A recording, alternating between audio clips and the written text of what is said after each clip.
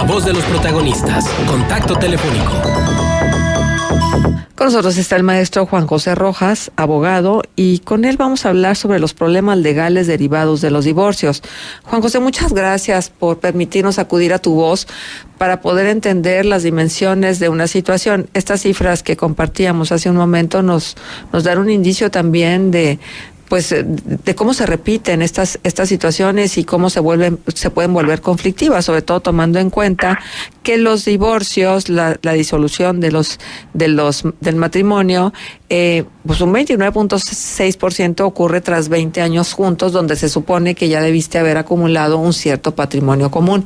Entonces eso hace también que sea con más dificultad. Complejo. Ajá. Gracias, Juan José, por estar con nosotros. Arturo, Manuel, una servidora, Marcela Pama, en este saludo. Hola, ¿qué tal? Muy buenos días, gracias por la invitación. Me da muchísimo gusto conversar con ustedes en este momento. Gracias. Juan José, ¿cuáles son las principales problemáticas en lo que tiene que ver con la disolución del matrimonio?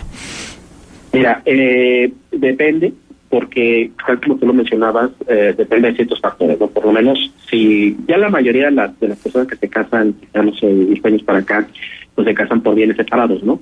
Que eso supone una serie de facilidades al momento de disolver el vínculo matrimonial, ya que no hay bienes que dividir, ya que no hay una masa común de bienes que hay que decidir qué le toca a cada uno, ¿no?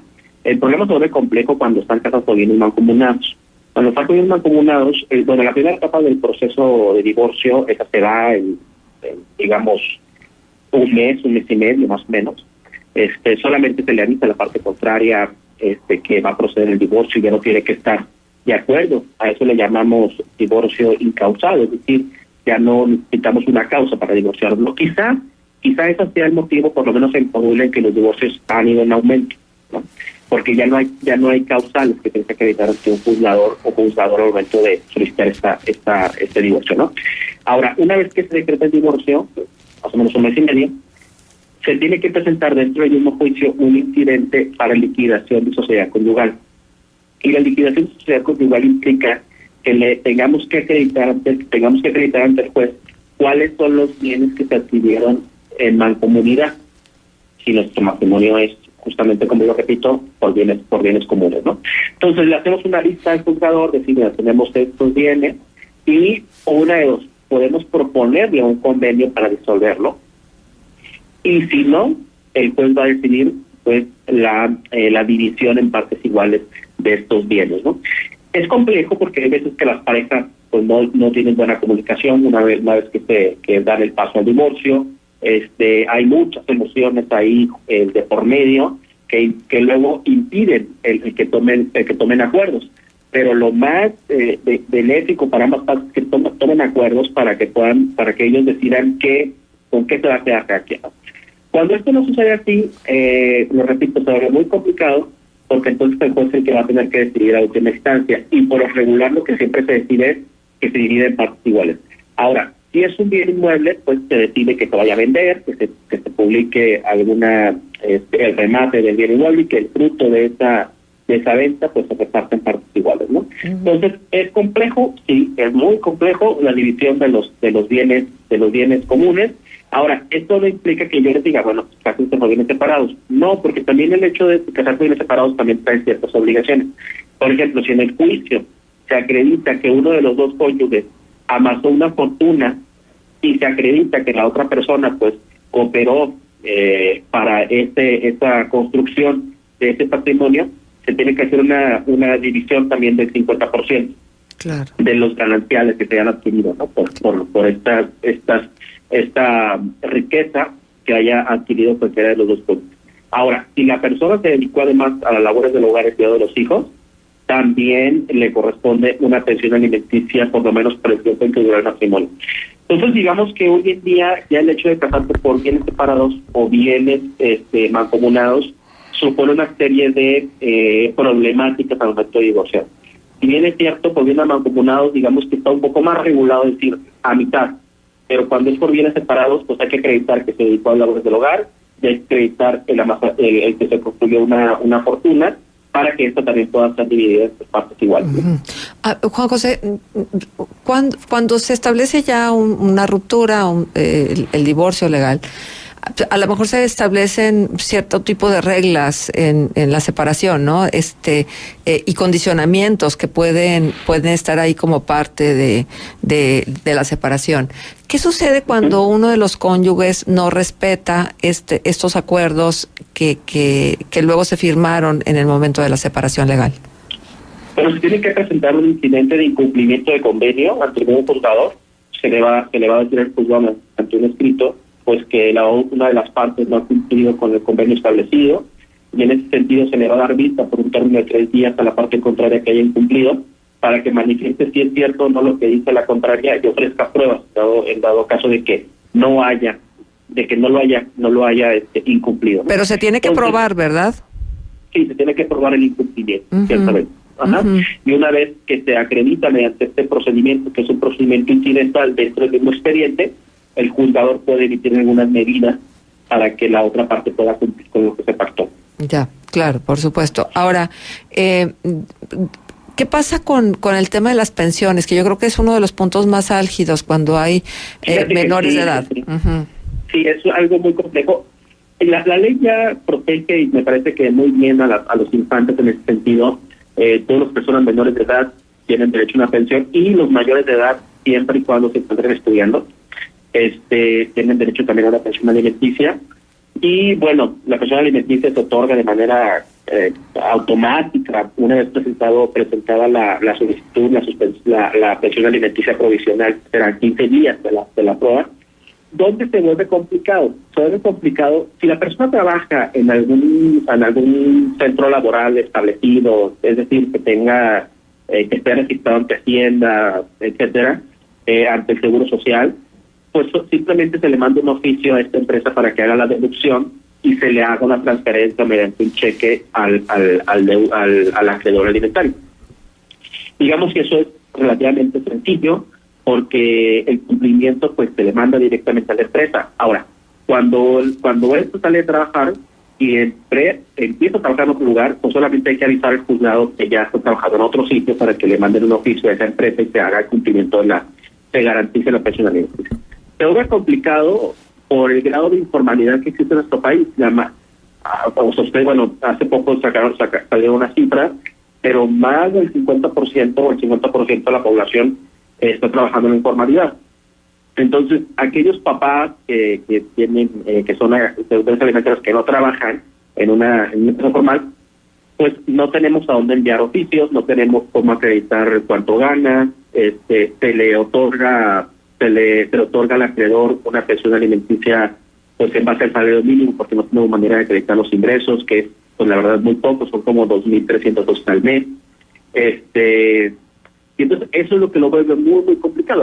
Aquellas personas, bueno, lo vuelve complicado para aquel que no quiera cumplir, ¿verdad?, con la pensión. Porque si quisiera cumplir, pues evidentemente la va a cumplir y en los términos establecidos. Pero aquellos papás que no se hacen responsables, pues la verdad es que la ley no alcanza a obligarlos a que cumplan con esta pensión. La ley familiar, estoy escribiendo, ¿no? Entonces ahí es donde es muy complejo, Marcela. Yo indicaría 2 cosas. Uno, el grado de responsabilidad de la paternidad parte de los varones, ¿no?, que tiene que ver con una cuestión de género que tenemos que atender. Y 2, que pues la informalidad que prevalece en el país. Entonces eso lo vuelve muy, muy complicado.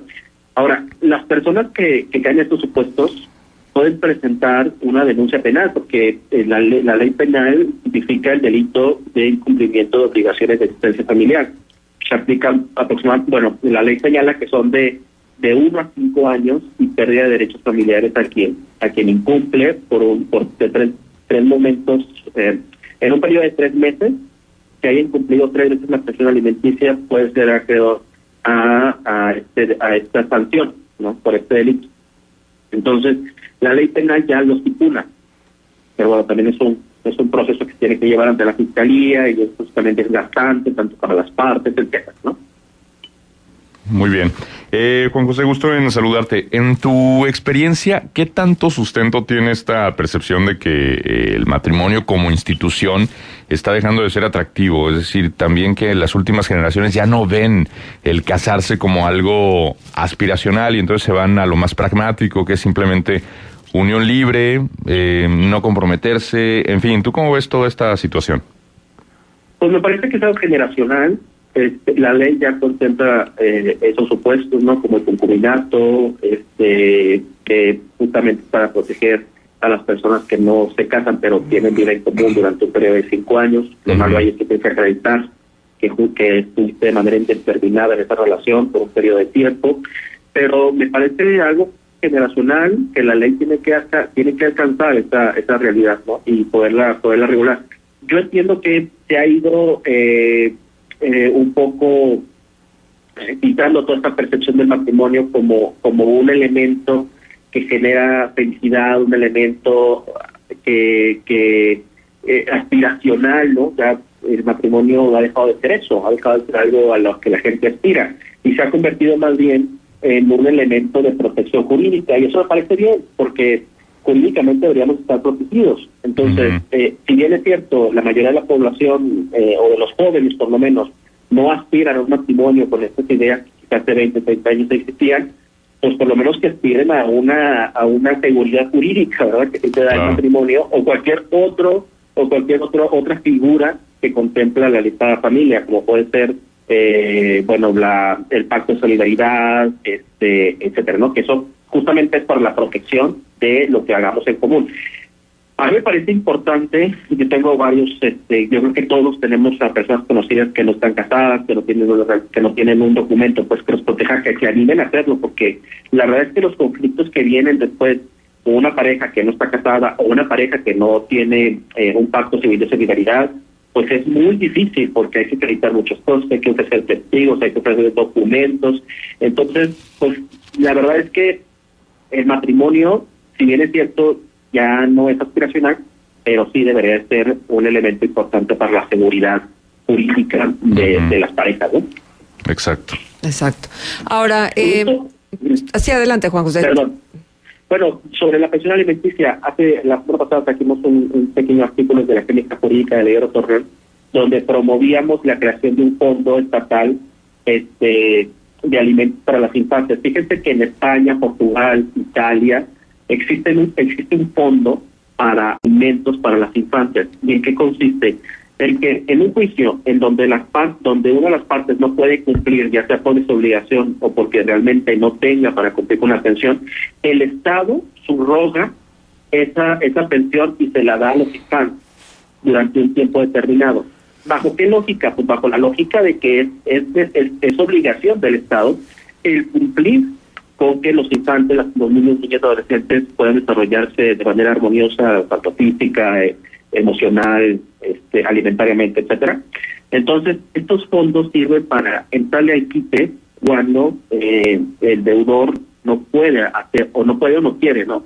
Pero a la vez que cumple con esta obligación del Estado, pues se interpone el procedimiento penal para obligar a la parte que no está cumpliendo a que cumpla y a que también cumpla con lo que el Estado ya erogó al momento de cumplir con la pensión alimenticia que a esta persona le corresponde. Claro. A mí me parece que esa es una política pública interesante en donde el foco son los infantes, ¿no? Es decir, hay que cumplir, aunque si las partes no, el Estado entra, porque podríamos entrar en el debate de que sí, si publicamos una lista en el Poder Judicial y para que todos sean visibles, pero esto en realidad pues no va a solucionar el problema puntual que es que los niños y niñas adolescentes, ante situación social compleja donde no se cumplen estas responsabilidades, pues se quedan indefensos, ¿no? Claro. Oye, Juan José, bueno, uno de los temas que nos ha ocupado en los últimos tiempos y que se ha exacerbado con motivo de la pandemia es el de la violencia intrafamiliar. Ciertamente que los divorcios incausados son más frecuentes hoy en día, pero ¿hasta dónde se argumenta la violencia intrafamiliar como causal de divorcio y qué tipo de manifestaciones tendría que haber? ¿Tendría que haber un certificado médico donde avale lesiones o antecedentes, etcétera? Pienso ahorita mismo en las mujeres que pudieran estar escuchándonos y que pudieran estar viviendo una situación de esta naturaleza. Mira, la violencia ya no es una causa para el divorcio, es decir, ya no tienes que acreditarla con la sola manifestación de quererte divorciar, eso va a proceder. De hecho, la parte contraria no se le toma parecer, solamente se le avisa que va a proceder el divorcio en un término de 15 días y se va a dictar la sentencia correspondiente. Entonces, digamos que para efectos prácticos del divorcio, la violencia no es, digamos, un requisito que se tenga que acreditar. No es necesario. Okay. Pero si hay otras solicitudes, pues sí es importante presentar la denuncia, tener copia de la denuncia, etcétera. Por ejemplo, en cuestión de custodia de menores de edad, si la pareja es violenta y yo quiero irme con mis hijos a un lugar más seguro, pero él me dice que no, que me los va a quitar, es importante que se denuncie la violencia que antecede, porque esos documentos que yo tenga, puedo presentarlos al punto, es como un antecedente para que me dé la custodia, por lo menos provisional, de los menores y yo me pueda ir del domicilio donde vivo con esta persona, ¿no? Ojo, no quiere decir que lo necesito hacer para yo irme, no. Cuando hay una situación de peligro, tú te vas, pero, o te alejas, pues, del agresor. Pero sí es importante estas denuncias que tú mencionas para la cuestión de la custodia y también para los juicios de pérdida de patria potestad. La pérdida de patria potestad sí hay una causal que es justamente la violencia, ¿no? Además de, también el hecho de no dar pensión alimenticia es una causal también para perder los derechos de patria potestad. Entonces, en ese sentido, sí, custodia y pérdida de patria potestad, sí es importante que existan, pues, antecedentes, ¿no? Si es una persona violenta. Yo les animaría a estas personas que lamentablemente sufren violencia en sus hogares, pues que tengan una red de apoyo. En la clínica jurídica de la Ibero Torreón les podemos apoyar, podemos asesorar, podemos llevar también los procedimientos jurídicos. Hay profesores que están tiempo completo en esta clínica, apoyados por alumnos y alumnas. Entonces, que no se sientan solas, que hay organizaciones que están ahí al pendiente, porque es un problema, pues, no personal, es un problema social que lamentablemente nos toca a todos y a todas atender. Ajá, claro. Bueno, ahora nos das sus puntos de contacto. Nada más déjame preguntarte una cosa más. La figura de la alienación parental, porque la experimentan tantos hombres como mujeres, ¿ya está contemplado en el marco legal esta figura y cuáles son las implicaciones? Mira, yo que conozca, Marcela, no está. Es un concepto que ha tenido mucho controversia. Porque si la vemos desde la perspectiva de género, podríamos decir que es una manera en la cual el varón dice que la mujer está alineando a los infantes para que no convivan con la otra persona, ¿no? Y también, obviamente, desde la perspectiva del varón es válida, pero también desde la perspectiva de la mujer es válida, ¿no? Entonces, es un concepto que no está, por lo menos yo no lo ubico en la ley para la familia, no sé si en algún otro código, pero que no está. Okay. Ahora, ¿qué es lo que sí me parece que puede resolver esto? Cuando se hace un procedimiento de violencia familiar, o un procedimiento donde hay menores, entra el centro de evaluación psicosocial, y ellos se encargan justamente de hacer una evaluación de las partes involucradas para dar un dictamen al juez de cómo están, ¿no? Desde el plano anímico, desde el plano económico, para que el juez la juez pueda tener una perspectiva más amplia del asunto en el que se está involucrando. Si ahí se pueden encontrar algunos rasgos de que el niño o la niña están muy condicionados por alguna de las partes, pues el juez lo va a tomar en cuenta. Pero tal cual como alineación parental que esté contemplada en el código, hasta este momento yo sé que no. Bien, pues muy interesante. Ahora sí, déjanos los puntos de contacto en la Universidad Iberoamericana donde la gente pudiera acudir. Sí, 705-1027 por la licenciada Yasmín Arrientos. Ahí pueden sacar cita para acudir a la clínica. La clínica atiende de lunes a viernes de 9 a 11 de la mañana. Muy bien. Pues entonces nos quedamos con todo esto y con el agradecimiento para ti, Juan José, de acompañarnos cada vez que necesitamos tener estas consultas de carácter legal. Muchas gracias, el maestro Juan José Rojas, abogado, estuvo con nosotros. Son las 8 de la mañana con 8 minutos. Vamos a hacer una pausa comercial, regresamos así.